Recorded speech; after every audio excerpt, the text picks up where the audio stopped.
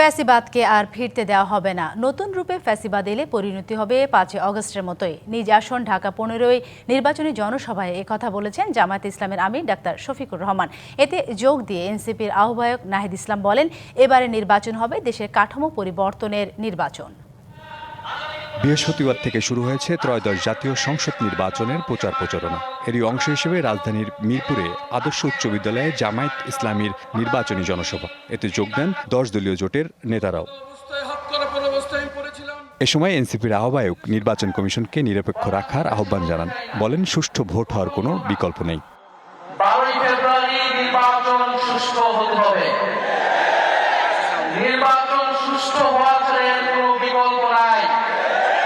অন্য কোনো প্ল্যান কাজে দিবে না। প্রধান অতিথির বক্তব্যে জামায়াত আমির বলেন, যারা নিজ দলের কর্মীকে চাঁদাবাজি ও লুটতরাজ থেকে বিরত রাখতে পারবে তারাই গড়বে নতুন বাংলাদেশ।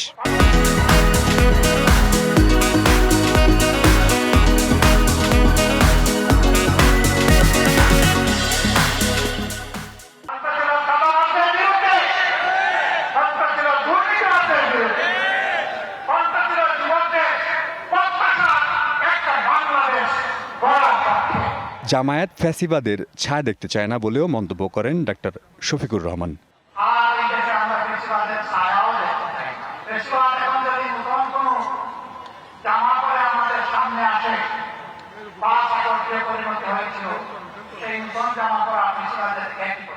জনসভায় অন্যান্য বক্তারাও ইনসাফের দেশ গড়ার অঙ্গীকার ব্যক্ত করেন। Sania Ahmed, DBC news, Dhaka.